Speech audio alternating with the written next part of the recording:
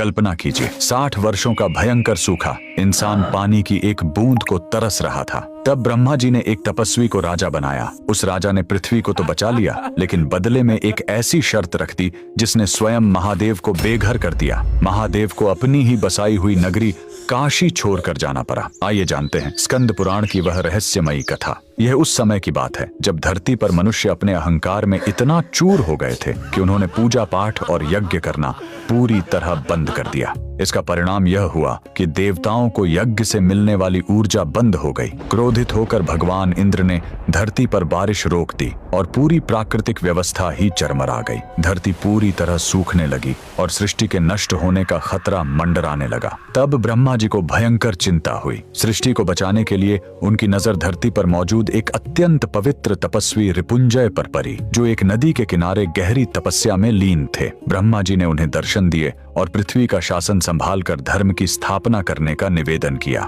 रिपुंजय मान तो गए, लेकिन उन्होंने परमपिता ब्रह्मा के सामने एक बहुत ही कठोर शर्त रख दी। रिपुंजय ने कहा, मैं पृथ्वी का राजा तभी बनूंगा जब धरती पर अदृश्य रूप में मौजूद सभी देवी देवताओं को अपनी अपनी लोक वापस जाना होगा, ताकि मेरे शासन में कोई ईश्वरीय दखल ना हो। पृथ्वी को बचाने के लिए ब्रह्मा जी को यह शर्त माननी पड़ी। इसी शर्त के कारण देवताओं के साथ साथ भगवान शिव को भी अपने त्रिशूल पर बसाई अपनी प्रिय नगरी काशी को भारी मन से छोड़कर जाना पड़ा। रिपुंजय, जो अब राजा दिवोदास बन चुके थे, उनके अद्भुत शासन से धरती फिर से हरी भरी, सुखद और मनमोहक हो गई। लेकिन उधर भगवान शिव को अपनी काशी की बहुत याद सताने लगी। राजा की एक शर्त यह भी थी कि अगर उनके राजपाट में कोई भी कमी या अधर्म पाया गया तो वे अपना पद त्याग देंगे। राजा की कमी ढूंढने के लिए महादेव ने पहले अपनी 64 योगिनियों को भेजा, फिर अपने गणों को भेजा और यहाँ तक कि ब्रह्मा जी भी काशी आए, लेकिन किसी को राजा के शासन में कोई कमी नहीं मिली। उल्टा वे सभी काशी की सुंदरता देखकर वहीं बस गए।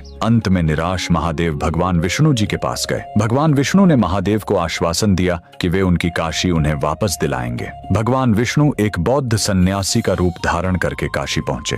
उन्होंने राजा दिवोदास से मिलकर उन्हें मोह माया और जीवन के सत्य का ऐसा ज्ञान दिया कि राजा के मन में वैराग्य उत्पन्न हो गया। राजा ने खुशी खुशी अपना राजपाट त्याग दिया और मोक्ष की प्राप्ति के लिए चले गए। और इस तरह एक बार फिर भगवान शिव को उनकी प्रिय नगरी काशी वापस मिल गई। आपको जानकर हैरानी होगी कि जिस जगह पर सन्यासी रूप में भगवान विष्णु ने काशी में सबसे पहले अपने कदम रखे थे, वहाँ आज भी गंगा और वरुणा नदी के संगम पर आदि केशव मंदिर मौजूद है। यह काशी में भगवान विष्णु का सबसे पहला और प्राचीनतम मंदिर माना जाता है, जो आज भी इस सत्य घटना की गवाही दे रहा है। अगर आपको यह अनसुनी कथा पसंद आई हो तो कमेंट्स में हर हर महादेव जरूर